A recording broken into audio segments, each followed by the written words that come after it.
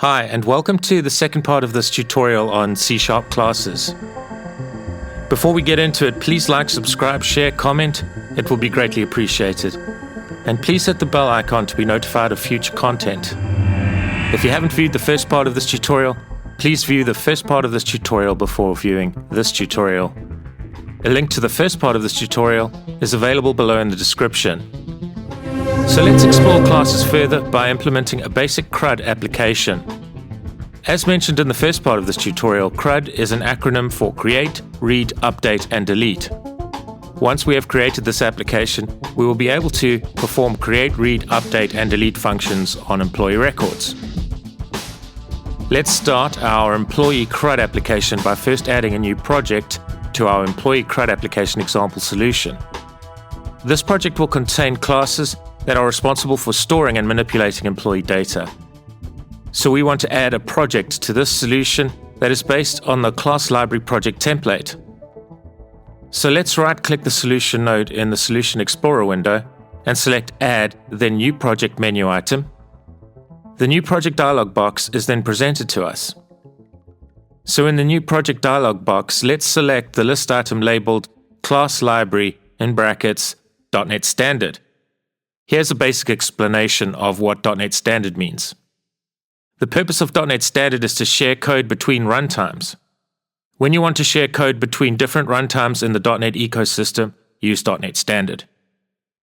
For more detail on what .NET Standard is, please click the appropriate link I have included below in the description. Right, let's click the button labeled Next, and let's name this project Employee Component. Let's then click the button to confirm that we wish to create the project. You can see that a class has been auto-generated by Visual Studio for our new project. Let's delete this class.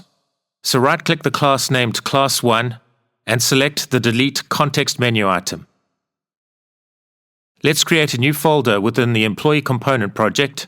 To do this, we must right-click the Employee Component project node, select the Add, then New Folder menu item, and then let's name this folder Data. And let's add a class to this folder. To do this, right-click the folder we have just created, the folder we named Data, then click the Add, then New Item Context menu item, then select the list item labeled Class, which is one of the list items presented to us in the Add New Item dialog box. Let's name this class Employee.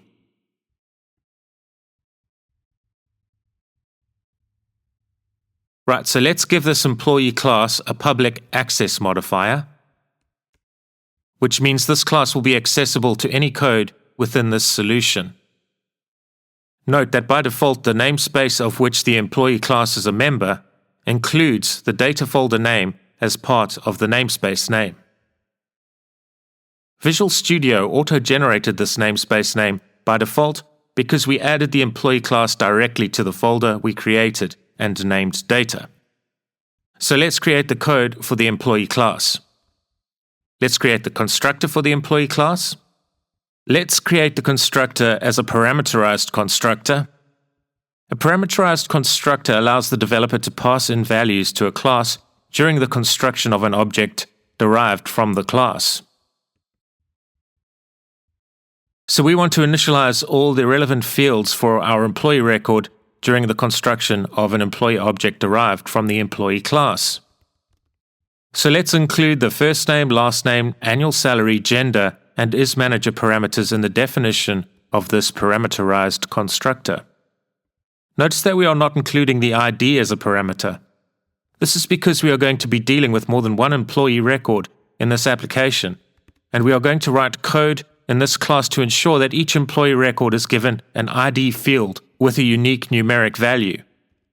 A unique ID value will be automatically generated for each employee object created during a user's session with the employee Crud application example application. So the next step is we are going to create private member variables in the employee class. These private member variables will not be accessible to code outside the employee class. The private access modifier is implemented for this purpose. Notice that I am using an underscore prefix for each of these variables. This is so that the developer can identify at a glance that these variables are private member variables. Let's then assign the private member variables to the values passed into the employee parameterized constructor. Let's implement the code to auto-generate each employee object's unique ID value. So as part of the code to auto-generate a unique ID value for each instantiation of the employee class, we are going to use a static variable. Let's create a private member integer variable named _ID. Then let's create the static member variable named _nextID. And you can see that we are using the static keyword when defining the _nextID integer variable. In C# terms, static means relating to the type itself rather than an instance of the type. So the static keyword allows us to store a value in the employee type, which is outside of any one employee object instance. So the _nextID will have a value that is consistent for all employee objects that may be instantiated at any given time. A change to the static variable's value can be seen by any employee objects that may exist at a given time. So we are able to keep track of the IDs created for the employee objects that have been instantiated during a particular user's session with the application through the _nextID static integer variable. We'll implement the auto-generation of the ID code after we have created public properties to encapsulate our private member variables. So let's create a read-only public property to encapsulate the _ID private member variable. A property can have both a get and a set section. The get section is responsible for returning the value of a property. The set section enables calling code to assign a value to a property. So by omitting the set section of a particular property, you have essentially made the property read-only. So we want any code that consumes the employee class code to have read-only access to the ID property. Let's then omit the set section for the ID property and only implement a get section for the ID property. Let's ensure that all the other properties for the employee class have read-write accessibility, which means they will contain both get and set sections. So let's implement the first name, last name, annual salary, gender, and isManager read-write public properties. So to create the ID auto-generate code, let's create another constructor for the employee class. This constructor is a parameterless constructor simply because the constructor contains no parameters. So the code in this constructor will increment the _nextID private static member variable through the use of the ++ unary operator. Then let's assign the result of this incrementation to the employee object's ID private member variable.